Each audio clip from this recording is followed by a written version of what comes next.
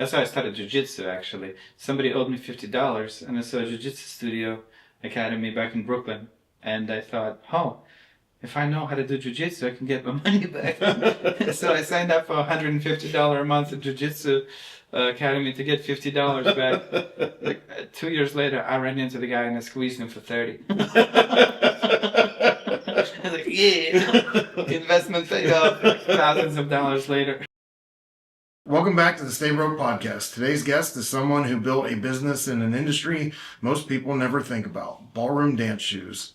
Ilia Kolosov takes us through his journey from being a first-generation immigrant to hustling from studio to studio, selling shoes out of a duffel bag, and eventually turning that grind into AIDA Dance USA, one of the most recognized names in competitive dance footwear. But his story didn't stop there. After facing burnout and self-doubt, Ilia reinvented himself, shifting from selling products to shaping people through his coaching brand, Ballroom Portal.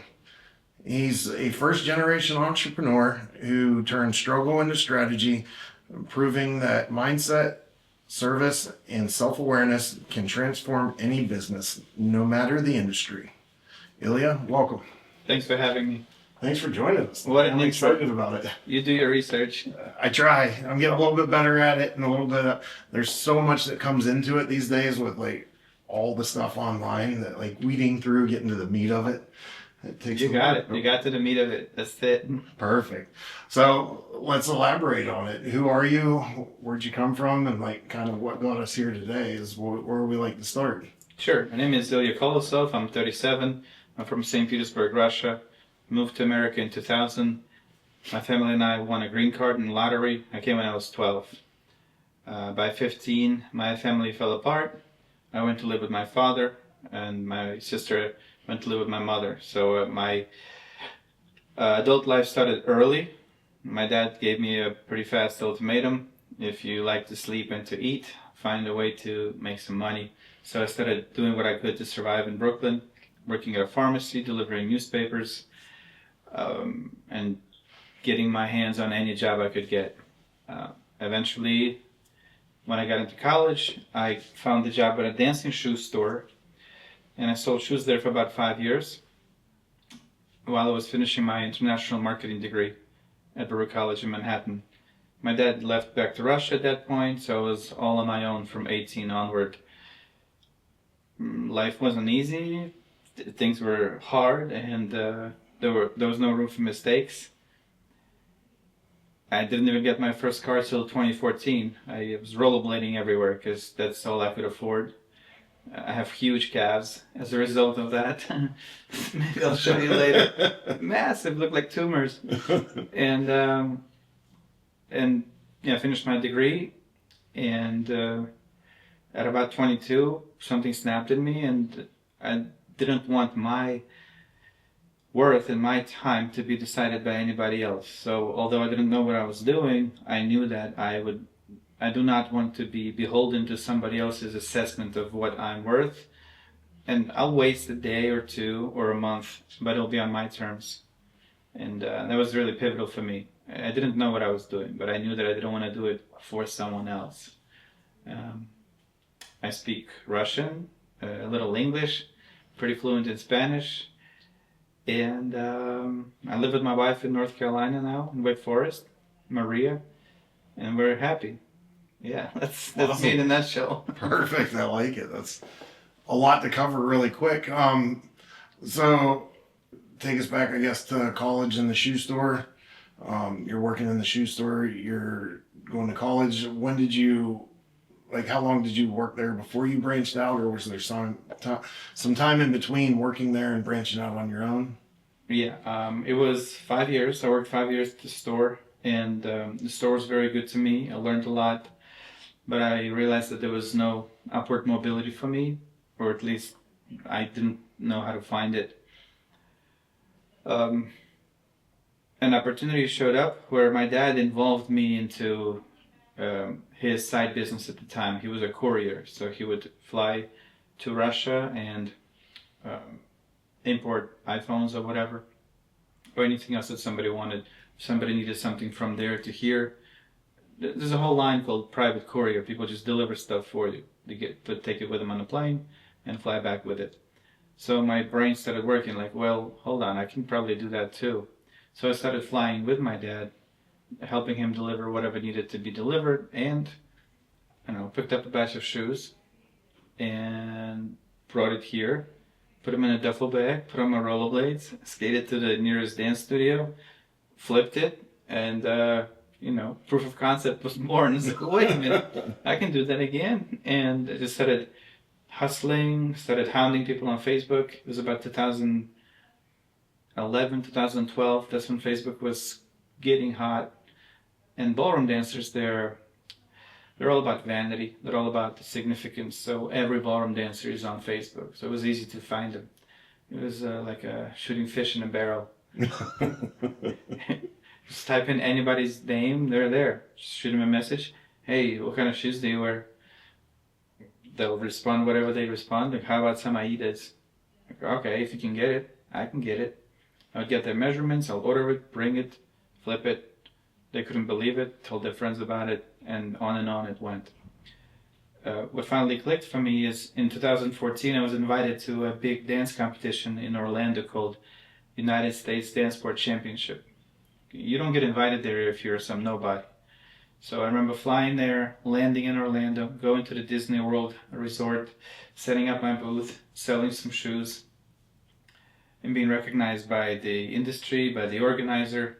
And I thought, wow, okay, I guess I'm a business owner now. That's when I really connected with the idea that I'm not just a fluke. So, all right, I just want to make sure I got the timeline. So 2014, you go to Orlando, but what year was it that you started going around with the duffel bag? That was 2012. 2012, so only 2 years in between. Yeah. I've met people along the way that they helped me understand things. For example, in the dance industry, when you're announcing a couple, you're supposed to put the guy's name first and then the girl's name. But I didn't know that. So when I was just promoting, advertising, or whatever, I just throw the girl's name first, because ladies first. But then I was corrected, and these kind of cute little blunders. I made friends with organizers, with other distributors, stepped on some toes, definitely got into some trouble, not knowing what to do. For example, I went to an Ohio competition to check it out once, and I started getting friendly with everybody, introducing myself, and one of the ballroom shoe distributors got a wind of me. They went to the organizer and they told me to kick me out and get rid of me. And they did. They just barred me from the event. Then I talked to some other people that let me come back in. But I quickly learned that loose lips sink ships. You don't want to be talking to too many people about everything. That's one of the core rules of entrepreneurship. Information in the wrong hands will mess you up. Yeah. So,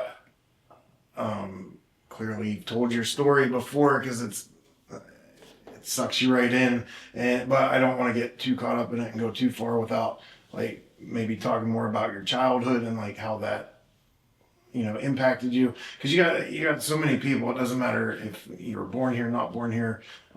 Everybody has their struggles growing up, and I feel like at some point you got two paths you can go. Yeah. And it's either the bad road or the good road, and sometimes you can come back from it, sometimes you can't. But it sounds like you took the bad with a grain of salt and focused on the work ethic, or can you tell us a little bit more about that? Of course. How it impacted you? Yeah, it's a great rewind. So my father was a police officer, and my mom was an aerobics teacher and a hairdresser. Now, I had a really good childhood.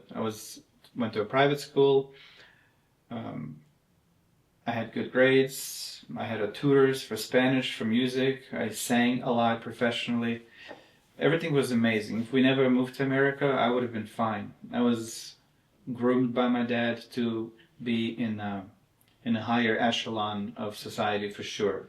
He made sure that I did not fool around too much, and there's almost no wiggle room. So I developed these skills that I like to call at this point just humor as a navigation, as a coping mechanism. I became the jester, clowning around And that steered me through my life in many ways. It helped me get through a lot of stuff. My father was strict, there was no doubt about it. And there were consequences for misbehaving. So I think in many ways this also impacted where I'm ending up right now. From structure, we run towards chaos, and from chaos, we run towards structure. I believe entrepreneurship is chaos. There's no way. I mean, we aspire for structure, but essentially it's chaos. There's no guide or path or clear thing like a curriculum in college. Something might happen right now, like a pipe burst or whatever, and now I have to deal with that. Or there might be a war, and now I can't import things, stuff like that. Or somebody might not like me because of what I said or what I did. That's it. Half my client base is over. Or if I reveal my political affiliations, that's it. Nobody wants to work with me anymore, or whatever it may be. There's underwater rocks everywhere. So what leads me to emphasize here is that we have an option to either be a victim or victor. We can either be a receiver or a feeder of our reality. So I chose to be a feeder of my reality because receiving sucks. Receiving is always on somebody else's terms. I don't want that. I don't like that. It stifles my freedom, because that's what we want ultimately, all of us. We're after freedom. That's what entrepreneurship is. People that are brave enough to pursue freedom without knowing how they're going to get it. So yeah, when I was left a chance at 15, and when Dad left back to Russia at 18, I figured I had nothing to lose. I'll either be a slave for someone else as an employee, or I'll just give it a whack and see what happens. So here I am, still whacking it. It sounds like you had like kind of more of a clear path in Russia, and then whenever you came here, like, was it harder to figure out what direction you were in? Yeah, man, it was Sounds like you difficult. went from something structured to chaos. Well, yeah, I spoke a little English, but I didn't know what the word stuff meant. I didn't know what Brian and brain, why they spelled that way, because Brian is brain. Yeah. That's really Brian. So why I was saying Brian, like, this little nonsense. I didn't know how to make friends. I was a weird, skinny Russian guy who spoke like this. Can I have a friend? like Borat or whatever. And that's when humor came in. Like, being funny transcends lack of English. Yeah, humor was my first language after I got here, and I guess I seduced people into relationships with me platonically.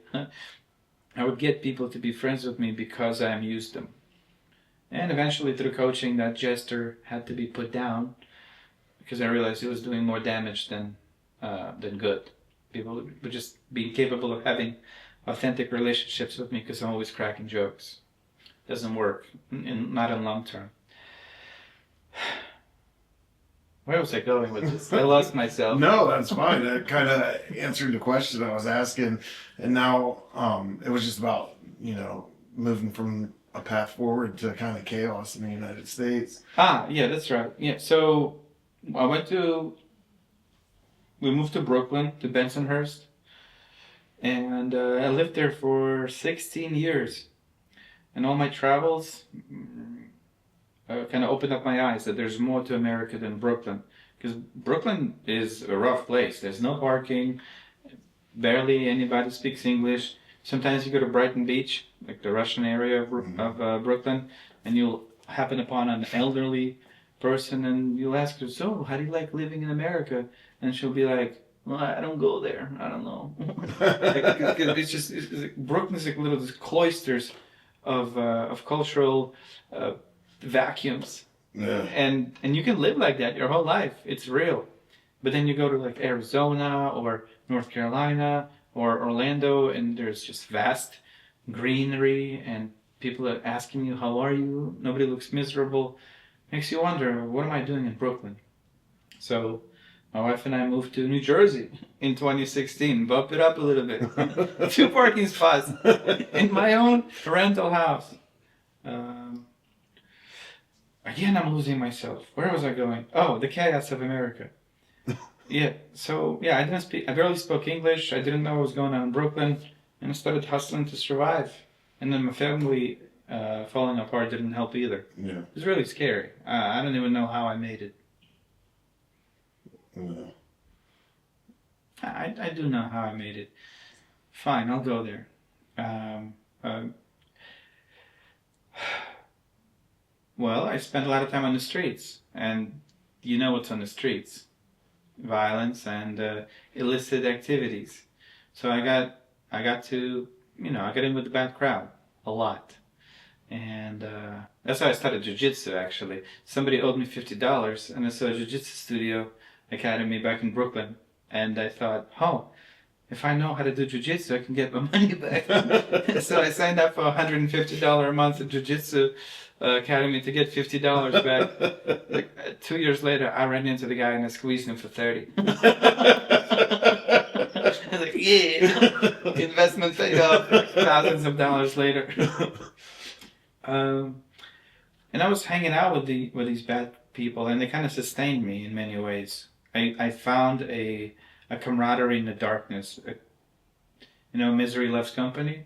It was a bunch of outcasts, random weirdos, other fresh off the boat Russians or whoever, just hanging out at house parties and halfway houses, doing whatever they can to survive left to themselves. I was not a very good person. I was a pretty bad person for a long time.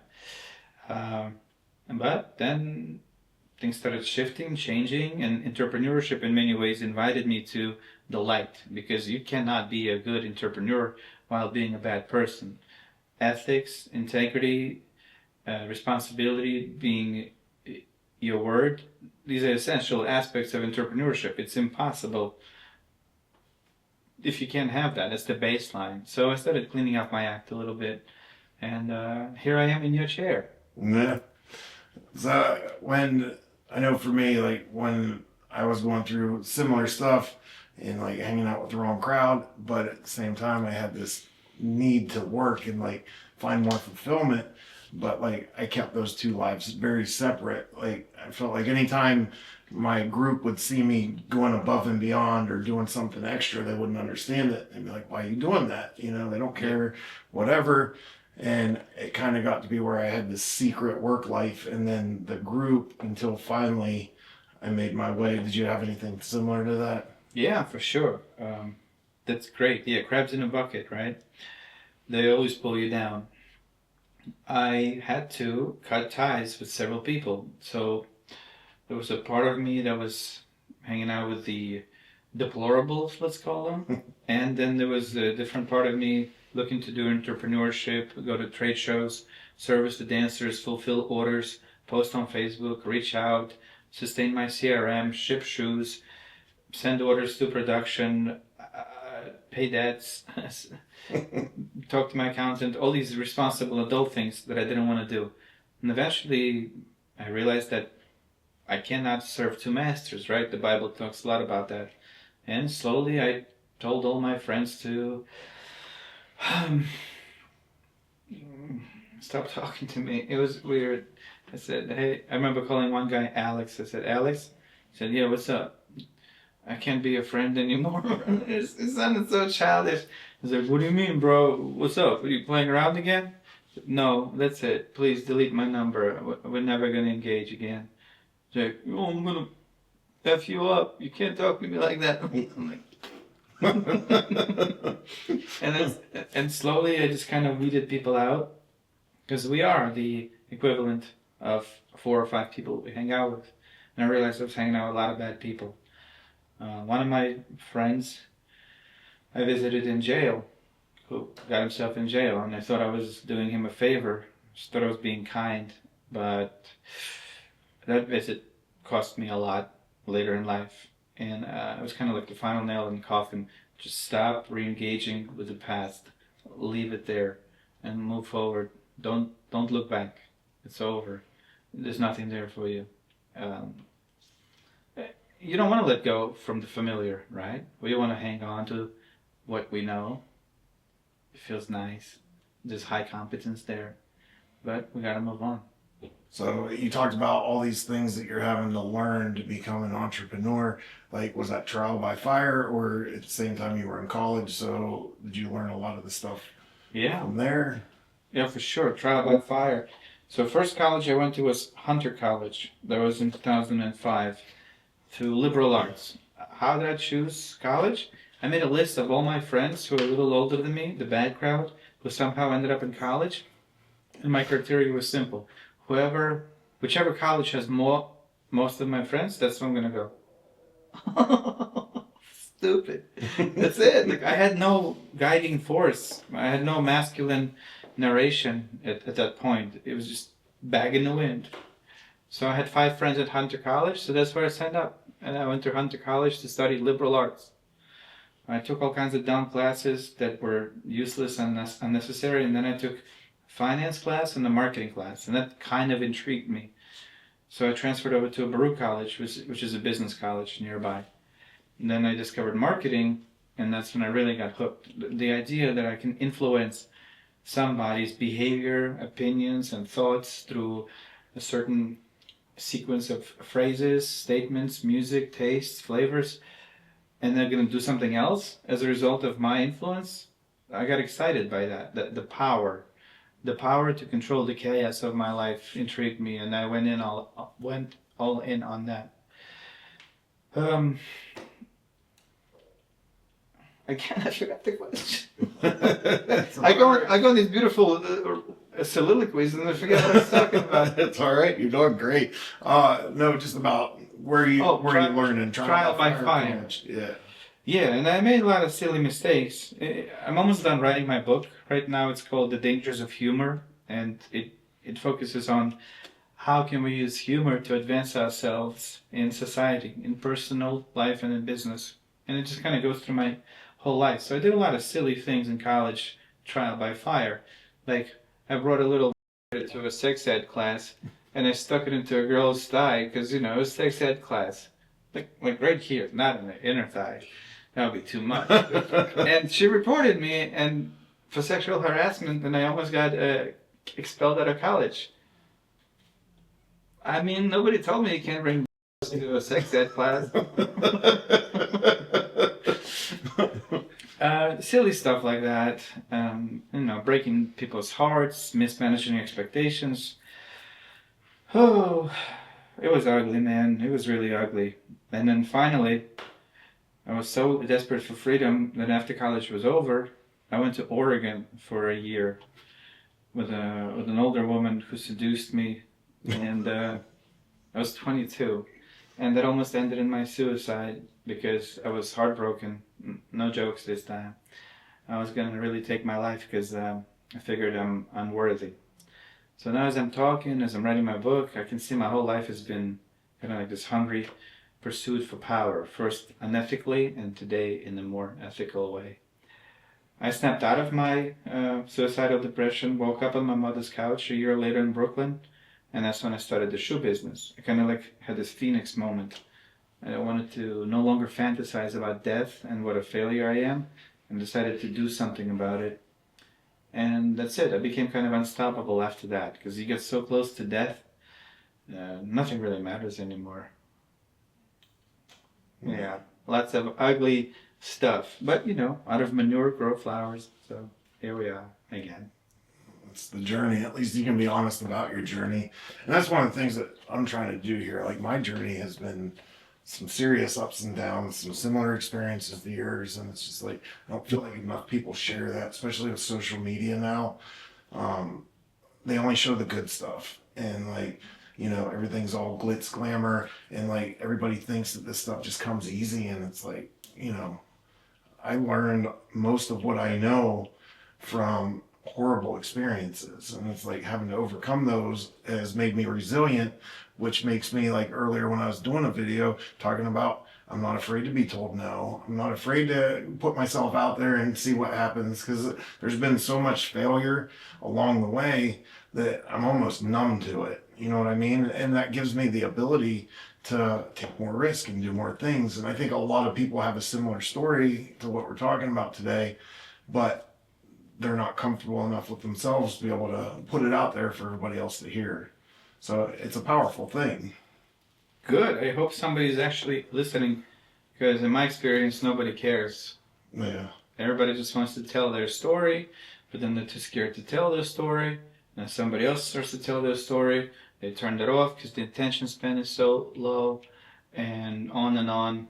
We're just shit posting into the void. But so even whenever you get through things and you become unstoppable, most people still need a partner. So you talked about your wife. When did you meet her in that story? Yeah, I met my wife in San Francisco in October 2014. In fact, today's our wedding anniversary. That's cool. We married 6 years ago in Mexico. Congratulations. Thank you. She's one of my favorite wives.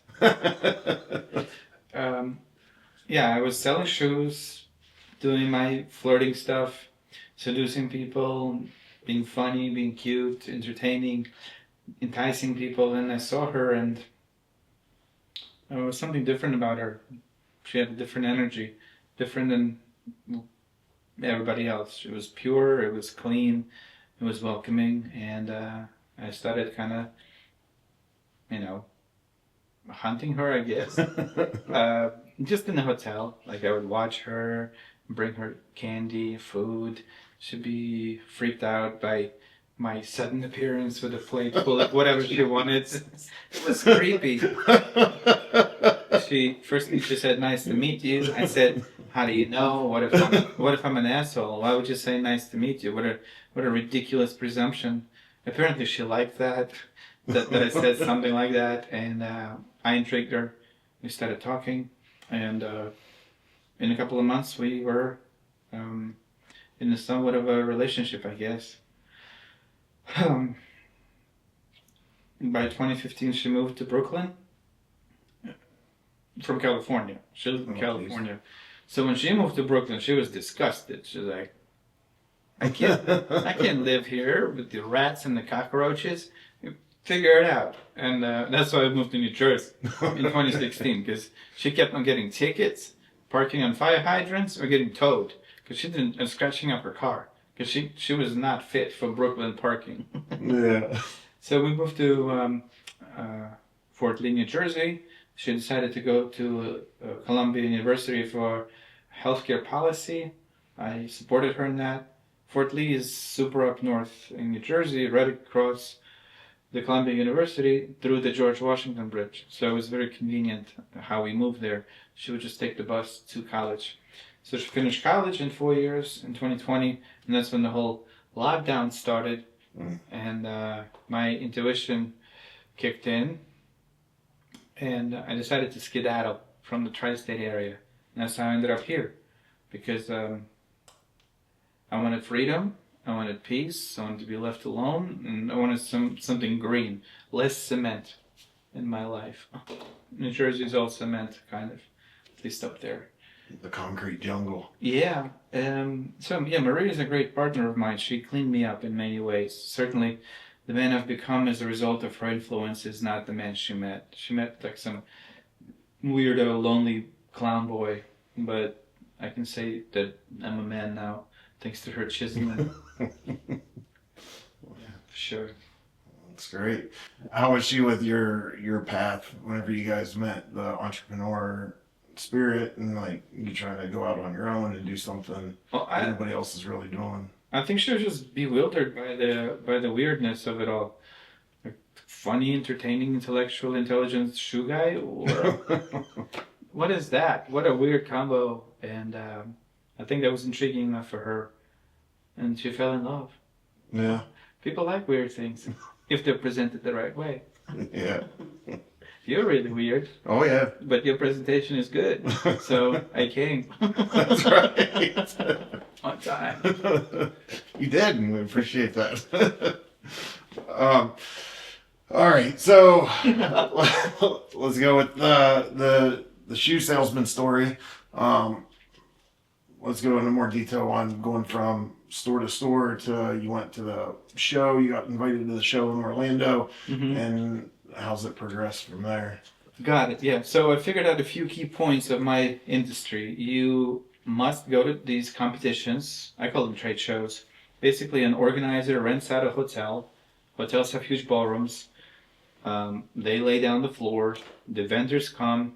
The dancers fly in from all over America, and they compete against each other in different categories, whether it's Latin or ballroom or rhythm or standard. Think of it like Pokemon battles. They show up and they just like dish it out to see which one is left standing. And the best way to sell stuff is when there's a lot of people, right? Go where the market is. So here's a hotel with all the dancers from 100 to 1,000 gathered for 3 to 5 days. So I set up my little table, put out my stuff, and there they are. Now I just got to snipe them and sell them, engage, and I got myself a business model. Now, you don't just show up with your stuff and start setting up. You need relationships. So I started building relationships with organizers who would allow me to come. Now organizers collect a vending fee. So you got to pay these people thousands of dollars sometimes. You got to pay for the hotel, pay for the flight, do the logistics stuff. You can't do that if you're a clown. You need to be organized and have your stuff together. You didn't book a flight or book a hotel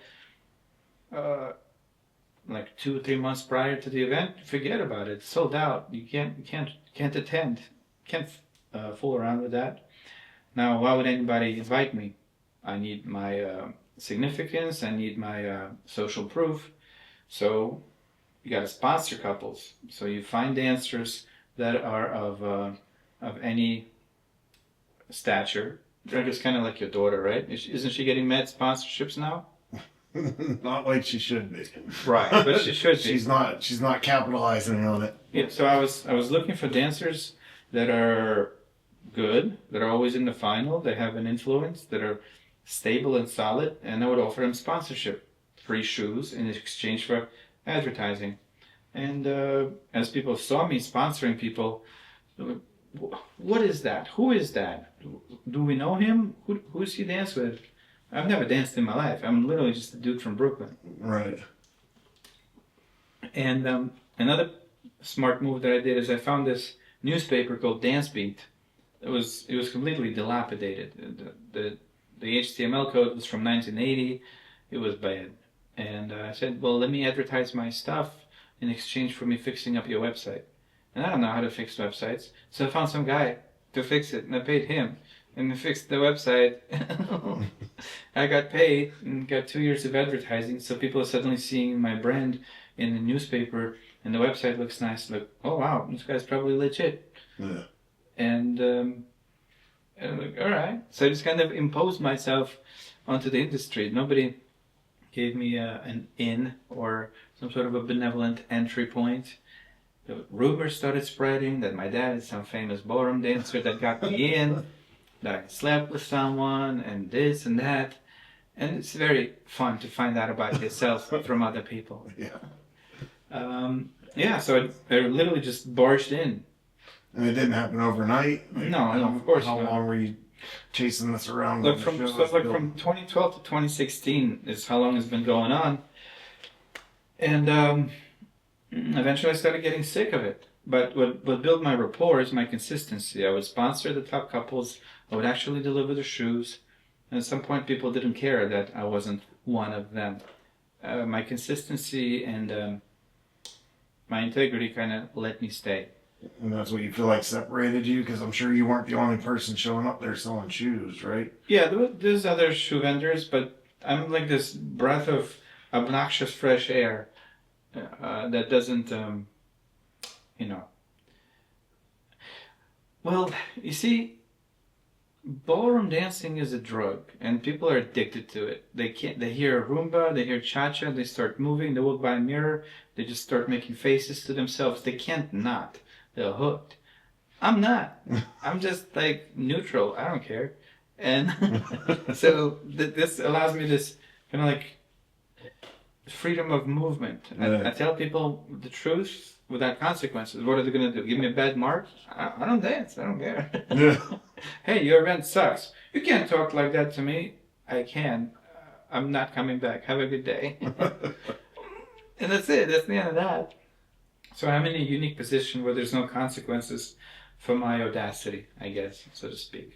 Well, you get to look from the outside and say, is this beneficial for me or is Yeah. it not? And judge based off of that. Yeah. I made a lot of friends in the dance world. Uh, Most of them are not worth being friends with, but there's a few people that are decent here and there. But by 2016, I was getting sick of it. It's like, what am I doing? Wasting my life. So 2016, that was 9 years ago, so I guess 29. It was towards the, wait, that's bad math. 27. Uh, I got a real estate license because I figured, what are you doing fiddling with shoes and tracing bunions? What are you doing, man? You're 27 years old. You're supposed to be like an entrepreneur and stuff. So I decided to get a real estate license. One of my clients, Lewis, worked at Keller Williams in Jersey, and she coached me, invited me to get a license. I passed, sold some apartments, rented some apartments, sold one house, and then a Tony Robbins recruiter came in, and that's when everything changed because they said some stuff like, "What are you doing with your life? And how much longer is it going to continue?" Like, oh! And there was like 30 people in the real estate room, and I'm the only one that bought a ticket and went. And it really changed my life. It shifted everything. I got myself a coach. He introduced me to God, taught me how to use gratitude and celebration to clean up the darkness from my heart, and eventually invited me to be a coach myself. So I got certified in 2019, and now I'm doing coaching and shoes. Okay. So was that just one? It wasn't one just going to one seminar. You go to these seminars, and of course it's a sales funnel. They get like 10 to 14,000 people in, and they run you through the rigmarole of their baseline content. But then afterwards, they try to sell you coaching for like a year. So I walked in to a coaching booth out of curiosity. I told the recruiter my story. He told me how much. It was like $9,000 for a year of coaching. I whimpered and I said I can't afford that. He leaned in real close, like lips to my earlobe, and said, "You can't afford not to do it." Like, I whimpered again and gave him my credit card. Oh, no. And that's it. And then I had my coaching session in 2017 with my coach, Keith Wagner, who is like a big brother to me. And he made me, in many ways, the man that I am today. I definitely want to dig a lot more into this, but Sure. Yeah, we can go for it. But All day. first, I think a lot of entrepreneurs experience this, and I know I did it. It's you're doing something and you're doing it well, and at some point it becomes less fulfilling, or you like there's other things out there like, oh, well, this is doing all right. Now if I go put a little time into this, I can do more. And like I tried that, and most everything else I started on the side like became way more work than what I was getting back out of it. And I found that if I just took that same energy and put it into what I already had, that could become so much more. And it sounds kind of like that. Is that what happened with you? You just got kind of bored of it, and you're like, oh, there's got to be something more. Yeah, you nailed it. I was doing the whole shoe thing wrong. I had a wrong mission. My mission was to sell shoes and make money. They can't last long. It's impossible to sustain. Eventually, I hated it. I hated the rich clients. They had no problem paying $200 or $250 for a pair of shoes. I hated the travel, the duffel, the hotels, the loneliness, everybody knowing each other, and me still being an outsider, a funny outsider. I wasn't part of the clique. I was just some weirdo with a shoe bag. And through coaching, I reevaluated everything, put down the real estate hat, and repurposed the shoe thing. Now my mission is to make dancers' dreams come true through high-quality service and product. The why. Why? The why. Yeah, the why. Yeah, yeah. So that eventually every mission fizzles out, but for now it's still going. Okay. Who cares about shoes? Like, what am I, some Russian Al Bundy? I don't care. Like, how many bunions can you look at before you get sick of it? Yeah. But if my mission is to make dancers' dreams come true, then it's an endless supply. There's new dancers coming into the industry every month. They have new goals, new categories, new pursuits. I could be there for it and steer them into a more successful outcome. Just a little bit, just with the shoe component. And now I'm slowly introducing coaching and mindset coaching for the dancers as well. Do you remember how you were feeling with yourself, or how you felt about yourself whenever you were going through that transition and started chasing the real estate stuff? Well, yeah, I felt like a total loser. I felt like I wasted the last 4 years of my life, dragging around shoes, touching feet. I felt like a clown, like a waste of life. And that's why I was so desperate. You know, right? Invention is the outsource of desperation or something like that. I forget the quote. So I was desperate for something, so I went into real estate, and luckily God drove me through those bushes into coaching, which completely invigorated me and rejuvenated me. I'm slurring because I had a seizure 2 weeks ago. Oh no. Oh yes. I've been working too hard. I ended up in the hospital on the 28th of September. So it's getting hard to talk, but I'm going to push through. We hope you're enjoying the interview so far. Thank you so much for watching. We feel so fortunate to be able to book such amazing guests as we're getting this thing going. One thing you can do to help us out is just engage with these videos. That will get it seen by a lot more people. We can spread the story so much further if you just give us a quick like, comment, subscribe to the channel. Anything you feel comfortable with would be a huge help. Enjoy the rest of the interview. 37, not epileptic, never had a seizure, just spazzed out and collapsed and died in my wife's arms 2 weeks ago. And I woke up in the hospital. They asked me, the EMT asked me, "Where are you?" I said, "Bensonhurst." My brain got knocked back 10 years. That's how bad I got fried. This podcast is my crawling back to light. Perfect. I've been kind of sitting at home, meditating. But anyway, we won't get to that later. So, how was your wife dealing with you, kind of with your doubt, self-doubt, and like transitioning, and I'm going to go try this stuff?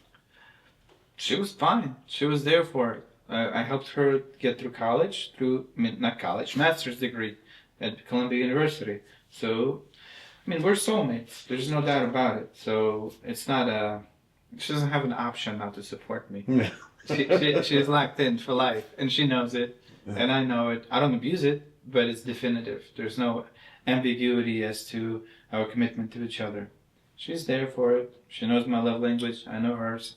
We speak it. We support each other. That's awesome. Let's, I guess, dive into the coaching stuff, because now, like Tony Robbins, he's been around for quite a while, and then you have all these new people coming up and just completely abusing the space of the guru and it's a simple solution. You just have to do what I do and all your dreams are going to come true. And it's ruining some people's lives, and other people are saying they're being helped. So you're the first person that I've really met that's actually went through one of those things. Mm-hmm. So I want to know more about it. Like, tell me about your experience, and like what was good, what was bad, and was it easy? Sure, of course. So, first of all, Tony Robbins just read a lot of books. His teacher is Jim Rohn, and he read so many books, and he was able to take square root of everything he read and present it as his program. He has several programs like The Unshakable and, Edge of Your Life or something like that, or How to Lose Weight, or How to Stay in a Relationship. Oh, Living on the Edge, it's called. Good stuff. Everything is great. It's concise, it's functional, it's pragmatic. The only difference between winners and losers is that losers don't want to do it, or they're not patient enough to just stay with it. I was patient enough because I got a coach. It's hard to do anything unless you have someone guiding you on a weekly basis, like jiu-jitsu. You can't just keep reading the book. You got to show up and have someone show you how to do this or that. And my coach, Keith, week after week, I've had a coaching session with him once a week for the last 8 years. Every it used to be Monday, now we switched over to Friday. Every Monday for like 7 years, I would talk to Keith at 11 a.m. about anything and everything that's going on in my life. And it's so good because I just bring him like, here's my trash. What do I do with it?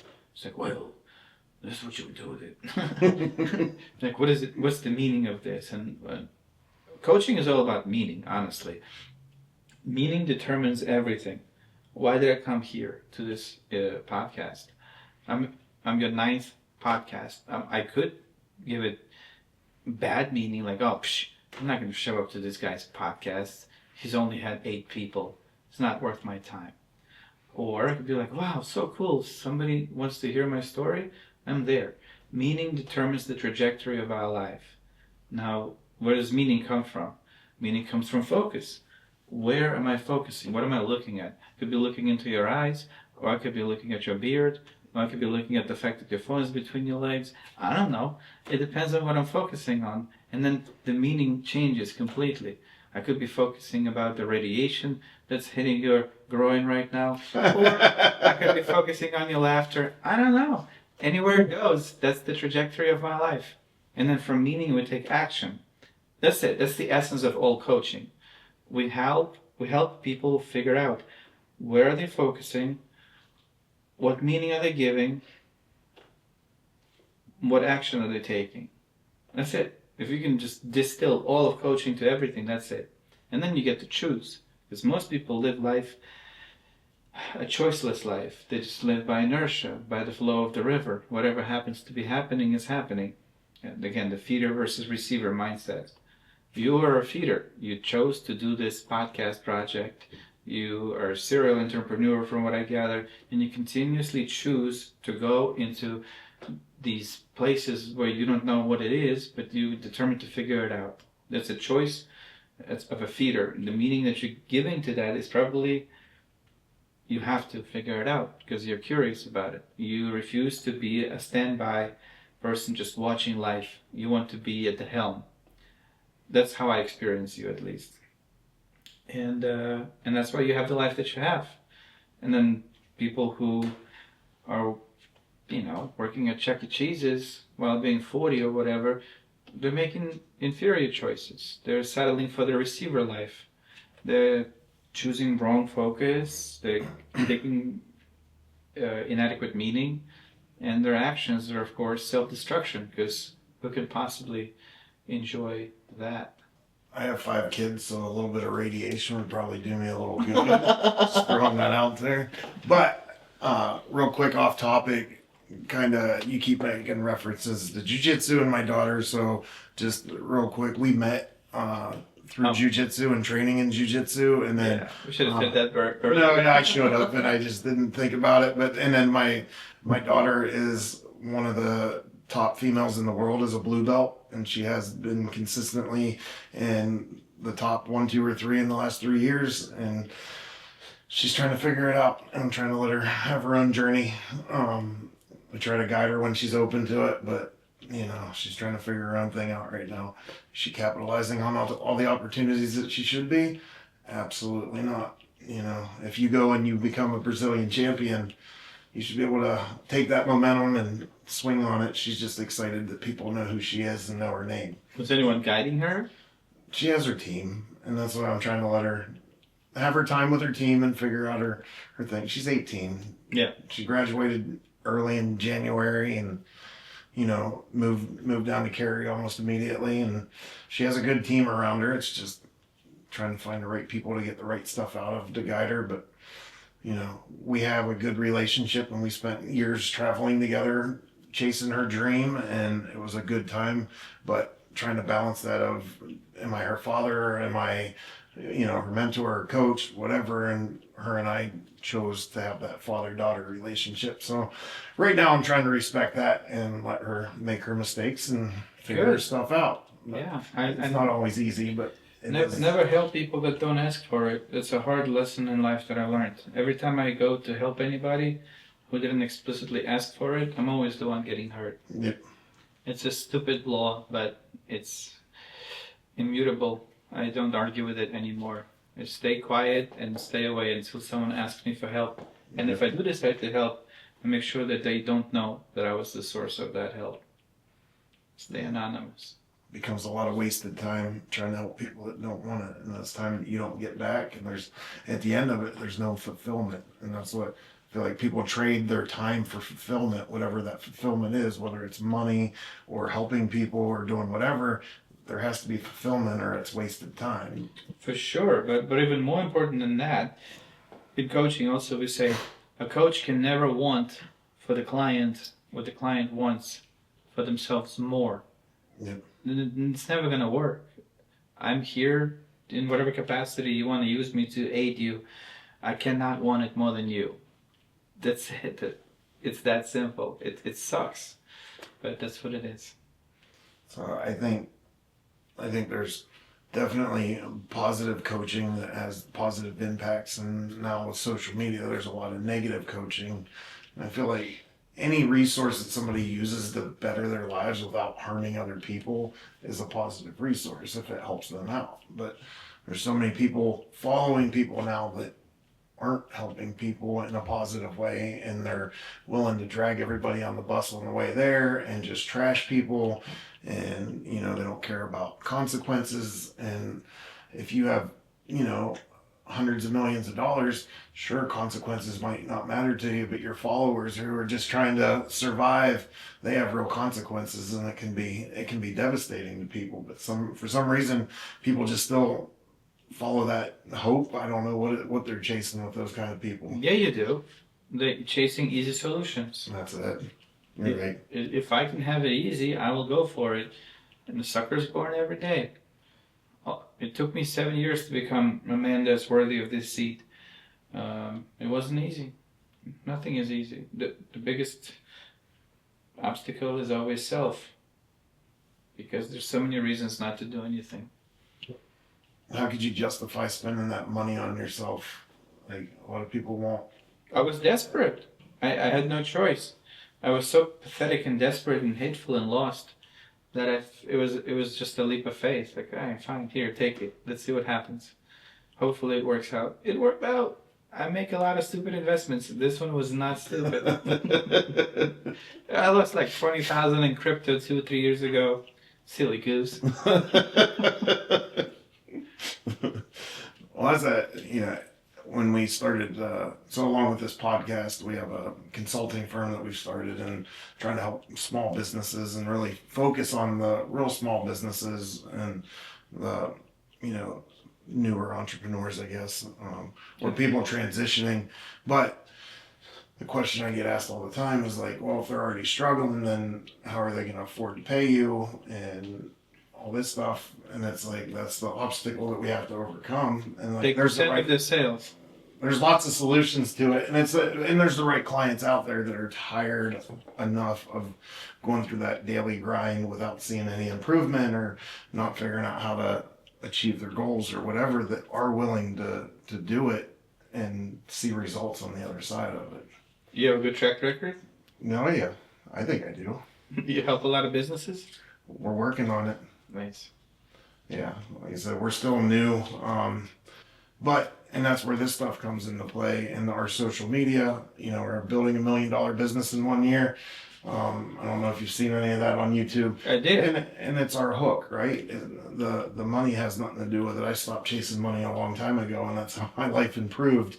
But you have to have a hook if you're going to be on social media. So we use that as our hook. But what it also does is gives us the opportunity to build trust with our audience, show people who we are outside of our immediate network, because I have trust in that network, and then also help people that can't quite get out of that or don't have the resources to do it, that have been grinding away for a long time. And our social media will hopefully afford for us to be able to go out and help them without having to charge some of the real small local companies and stuff. So we're exploring a lot of avenues, but at the end of the day, I enjoy doing it. I enjoy learning about other people's journeys, the businesses, and then helping people along the way that need help.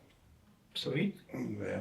Sounds like we're in the same business. Yeah, that's right. I know, and that's what was intriguing. So when I was sitting here thinking about, like, all right, I need to go ahead and fill up the month for interviews, kind of going through social media, looking at different things. And I saw your page pop up, and I was like, oh yeah. And then like for some reason, I remembered it was like 2 years ago. I saw you post something about going to a seminar that changed your life, and I couldn't for the life of me remember who you went and saw. And then even ChatGPT couldn't figure out who you saw. It was probably Undisputed Mastery. It's a coaching program that I help run with my coach Keith Wagner. We do it in Texas, in Wichita Falls. We bring, it's for men only. We bring men to a small group, no more than 24. We break them up into teams, and we delve deep into their hearts to see what's going on in there and where are the thorns or the mines they keep blowing themselves up on. We just had one finish just over this weekend. We took 18 men through this journey, and they all came out victorious. That's the one I went to for sure. Okay. And I was trying to get more people from Wake Forest to come, but people are just so scared to do anything. It's fascinating. Yeah. Maybe you'll come one day. Maybe. You'll love it. I'm sure. Yeah. Yeah, and that's the problem. People get stuck in like everything's just okay, and if I change one thing, it might all crumble, and they're afraid to take a step forward, and it's hard watching people do that. But again, you can't help them until they're open to it. So I guess can you go a little deeper into the process of getting certified, or like you said you went to that first one, they pulled you aside, you went to a coaching session, and how did it kind of go from there? Well, it was weird. One of the first things that Keith asked me on my first coaching session was, when was the last time you had fun? That threw me off. I said, I used to rollerblade, right? Back when I was poor. And he's like, all right, where are your rollerblades now? Like, I don't have any. I threw them out. Because I was so hateful of that period of my life. Like, all right, here's your first homework. Go get some rollerblades. And I want you to send me a video of you rollerblading. And if you don't send it, then no more coaching. I'll refund you everything and go have a good life. What kind of coaching is this? What kind of nonsense is this? And I was like, all right, whatever. I went and bought some rollerblades. I still have the video. I sent it to him. I'm like, hey, Keith, here I'm rollerblading. And he's like, okay, good. I'll work with you. So all of us have this inner child that has been abandoned or never healed. In every person, there's three people. There's the you now, there's the kid you, and there's the higher self you. And the you now cannot parent the abandoned child. It's only the higher self that can. And that's what the seed that was being planted in me that I didn't know at the time. He was inviting me to parent myself, the kid that got left behind, the kid that got never nurtured. And over time we healed this child and became somewhat functional and receptive to information. And after 2 years of coaching, Keith offered me to get certified, and he certified me under himself. And now I'm one of his coaches. What that looks like is you just go through about 100 hours of coaching school. You go through different scenarios. You go through the curriculum, how to deal with people's pain and suffering, how to break up and interrupt their patterns, what drives people, how their thoughts work. Then you get tested, of course, in real time with real people. If you pass it and you can actually provide value and healing, then you get your certificate. And that's it. And then go get some clients. And that was scary because who am I to be coaching anybody? I'm a weird broken guy from Brooklyn who speaks with an English accent, who touches feet, and who threw $9,000 at a coach because he was desperate. Who can I possibly coach and about what? But as I quickly found out, everybody's quietly suffering. And I started talking to friends, asked them if I could coach them for free. They let me. They saw some benefits. And I found the audacity to start charging for it. And now I have 5 to 10 regular clients at any given time. I do a group call every Tuesday. That's why we had to move, because I had a 10 a.m. call with some ballroom dancers. And that's it. Like my mission is simple: to set the captives free, to clean up the mess in people's minds and hearts, and give them an experience that is worth living. Uh, yeah, that's it. Other than that, I just kind of hang out. Yeah.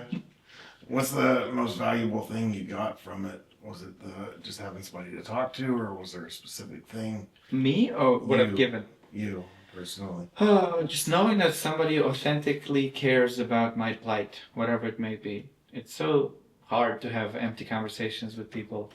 Everybody's just waiting for their time to say something. Nobody's really listening. And to know that somebody is listening and they have something to say that might improve my situation, whatever it may be. That's one. And the second is I actually have a relationship with Jesus Christ now, which I did not. I wouldn't even say it out loud. I would be so scared to say anything about my faith or my Christianity. Now, I'm completely fine with it. In fact, I advocate for Christ a lot. That's awesome. I wouldn't get here without coaching. Was that something that was brought to you through the coaching, or something you found along your journey? Through coaching. Keith is a devout Christian, and he didn't convince me. He showed me that this is the better way than to flounder outside of Christ's presence. You said that just having somebody to talk to that cares. Oh, you were listening. That's nice. I try. Do you feel like, or did you ever have a moment where you feel like he only cares because you're paying him to care? No, definitely not.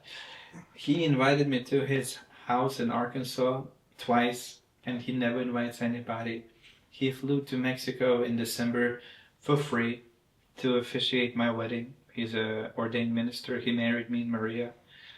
He was the first person Maria called when I had my seizure. He helped me with everything and anything. He cares about me way more than money. Money is the cheapest currency there is. Money is nothing. You can make it, you can lose it. Relationships, competence, service, passion, these currencies are so much higher, and that's the exchange we have with Keith. He calls me his little brother, and says I reminded him of himself when he was younger. Oh, he's a black belt in everything, by the way. Oh, yeah. No jokes.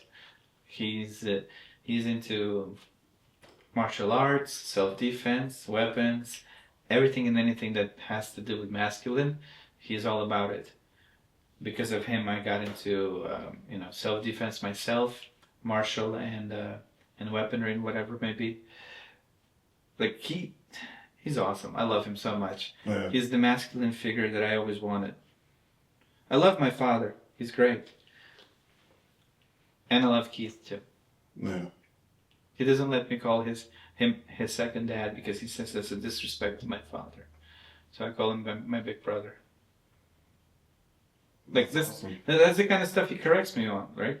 Like I told him once, Keith, you're like my second dad. He's like, don't you ever say that again. Why? Because you only have two fathers. Your biological and the one above you. I'm your big brother. Got it? I'm like, all right, okay, got it. Can't have three dads. It's ridiculous. So, who do you feel like your ideal, I guess, client? I don't know what do you call them? My ideal client is about 6'2" with a ginger beard, lots of gel in their hair, and a podcast studio. You know anybody? No, I'll keep an ear out. Yeah, it's anybody who's brave enough to talk about their pain. I don't have an ideal client. I work well with men. I have some ladies, but I'm just too abrasive and direct for women, it seems. They don't last too long. Yeah. I tell them stuff and they don't like it. But it sounds like you found a way to tie it into your existing business, and Yeah. So you talked a little bit about like now you have a new purpose for your brand and what you're doing. Like what have you seen as a result of that? Right now my purpose is to keep the shoe business alive, because Honestly, I'm tired. I think that's why I had the seizure. The over-caffeination, not sleeping enough, too many pre-workouts, and too much alcohol. I stopped drinking, I stopped coffee, I stopped energy drinks. I would have like Celsius in my house all the time. Done. Nothing. I lost like 10 pounds. I feel great. I didn't know you could live without coffee. But 2 weeks, no coffee. Amazing. I love it. Um, so that thing, the shoe business is killing me. So I want to keep that going as much as I can by automating Google Ads, SEO, generate more sales to my Shopify store, and the coaching stuff. I just want to keep using it to help as many people as I can without burning out myself. Sometimes I've calls at 6 a.m. because my client is in Chicago and that's the only time they could have it. It's rough. Yeah. My vision right now is just automate as much as possible and then maybe move on to something else. I don't know what that is. When I publish my book, I wonder what's going to happen after that. But I'm just like you, just fucking around and see what happens. So you're still doing the shoe thing by yourself, or do you have? No, I have a team. I have a man in Brooklyn that's helping me. I have a girl in Seattle that's doing my social media, and me. It's like a three-person team. And my coaching I do by myself, but I work directly with and under Keith as well. So what are your struggles with the shoe business then? If you have a team, are you still trying to do everything, or The struggle is the delivery delays. There's a lot of logistical problems right now. Another struggle is competitors. Like almost every month, some clowns making a copy of our brand and pumping it out in China and presenting it to the market, flooding it with 20 to 25% less, and people are just like, ooh, savings, and then ruin their feet, and before you know it, it's too late. So these are the two things that really suck. So if you could take care of logistics and eliminate the competitors for me, we'll do business. So you're actually producing your own shoes? I think distributors are right. Distributor. That's what I thought, but I didn't know. Like you said, people overseas copying your shoes. I didn't know. Well, the ballroom world is worldwide. It is competitions in China, in Japan, in Europe, in America, in South America. It's everywhere. Even have one in Iceland, I think. Yeah. Crazy. People just can't stop dancing. Do you think they enjoy it, or at this level, it's become a thing that they have to be the best at? Well, now we're gonna need another hour. There's professional ballroom dancers that they were just born into it, and that's all they know. And then there's people like you and me who find it out later. Like rich people, towards the decline of their life, they either discover golf or ballroom dancing, and this is where they kind of hang out, either on the field or on the floor. That's what I'm observing, at least. Some people do both. So some people love it, and some people are addicted, and they can't do anything to stop it. I've known some people that ran themselves into bankruptcy because they just foaming at the mouth, can't stop dancing. They need to dance, need to compete. Everybody's chasing significance, and that's another part of coaching. If you're chasing destructive significance, you're not going to go far with that. Advice, I guess, like what's something that you hope, or if somebody was trying to get into your industry, what's something that you would tell them? Don't. No, don't do it. It's a dying industry. Yeah. Yeah, things are getting pretty bad. I'm looking to get out myself if you want to buy my business. I don't know, it's hard to explain it. I think the social media and the access to iPhones kind of ruined everything. Vanity is just jacked up so high that people have become callous and devoid. They have a funny saying in the dance world: dance like no one is watching, because they're not. They're staring at their phone or whatever. I don't know. It's weird. It feels like it's dying. I can't explain it. So the relationships don't matter as much anymore? It's not that. It's just there's not enough people. Okay. I mean, there's thousands of people still, but I don't know. It's getting expensive. It's getting out of control. It's getting overly transactional. There's two ways to look at the dance world. You can either love dance or you use it to make money. And a lot of dancers are charging a lot. Inflation is not helping. Hotels are expensive. Flights are expensive. It's like it's a gypsy business. You gotta move around. I see the same people every weekend in different parts of America. Like I saw one dude in Arizona, then in Connecticut, then in Orlando, and then in LA in 1 month. Oh, jeez. Same guy. Yeah. Just living out of his suitcase. That's expensive. So if travel is expensive, you got to compensate that. So you charge a student that much money. Students are not made of money. Eventually that dries up as well. It wasn't that bad not too long ago, but things are getting pretty bad. Okay. So if you're looking for advice about dance world, don't. Don't Fair, do it. Fair enough. Yeah. Things change. I mean, that's inevitable. So then is coaching where you hope everything goes to? Like, is that what you're looking to do full time? Yeah, coaching, of course. I want to help more people. Also, investments and converting whatever I'm earning to houses or stocks or ETFs or whatever. I'm not just sitting around picking my nose. You always got to be flipping. Money doesn't like to sit still. So, yeah, eventually I hope to get enough cash flow where I can just hang out and be of use to others. So you said, you feel like nobody wants to hear anybody else's story anymore, but you're writing a book. What makes you think that you're important enough to write a book, or are you doing it for yourself?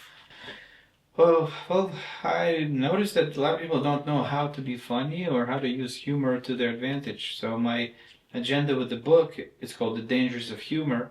It's a working title. And how humor can ruin your life or how it can propel you in life. I made you chuckle a couple of times. That wasn't by accident. It's very strategic. In general, there's only one thing that can make people laugh. If you find that sweet spot between benign and intrusive. So we can do dead baby jokes, which is very intrusive, or we can do dad jokes. And somewhere in the sweet spot is where you laugh. And a lot of people don't know how to get to that Venn diagram spot. And that's what I try to teach in the book. While telling people my story, how my humor evolved from being an immigrant kid who didn't speak English to making anybody laugh at any point, whenever I want, on a moment's notice. I can do that. It's a skill. Yeah, and it could be developed. Yeah. So, you've went over a lot of different quotes and a lot of nice little gems hidden in throughout the whole time we've been sitting here. But like, if you had to narrow it down to one thing, what's the most important piece of advice that you would pass on to other entrepreneurs? Stop lying. That's it. That's the advice. Stop lying. Everybody's lying, putting on a facade to themselves, to the world, to the Facebooks. Don't do that. It's stupid. It's not necessarily just with their words, but with their actions and their pictures and their... Yeah. Maintain integrity. Stop lying. As much as possible. Fight for it every day.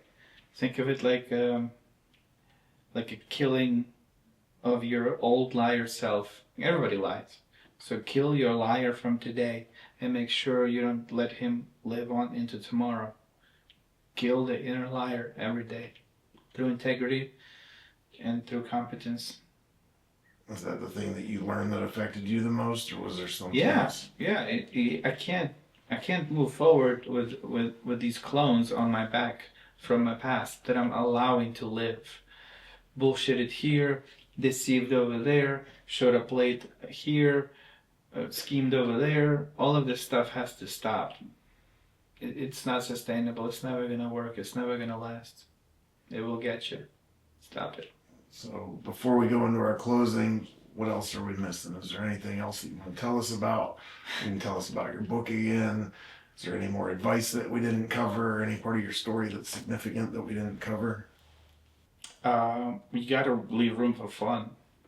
If you don't leave room for fun, if you don't leave room for adventure, then all of this thing implodes and becomes hateful. Whatever you're doing in life, whether you're an entrepreneur or employee, you must make time for adventure. I don't know how, but figure it out. If you don't do that, then everything collapses.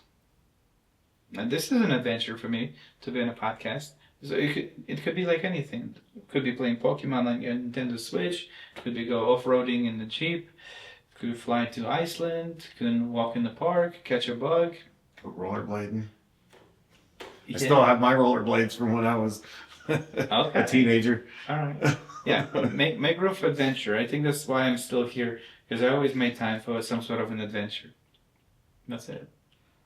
Yeah, that's the biggest thing I've tried to focus on is, got rid of the money and focused on the experiences and the shared experiences with other people, and that's a big part of what drives me now. So, I guess one more thing I would have to say now, after you said what you said, is that remember that nothing is for free. Like the seizure I just had at 37 was really scary. I was sitting on the couch. It was 7:37. I was playing a video game, having my adventure, and apparently my wife says I just jumped up, threw my hands up in the air, started violently shaking, foaming at the mouth, and I collapsed like a sack of potatoes. Didn't breathe for a minute, then suddenly took a big gasp, and she thought I died. And I think that the reason why all that happened is because I haven't been taking care of myself.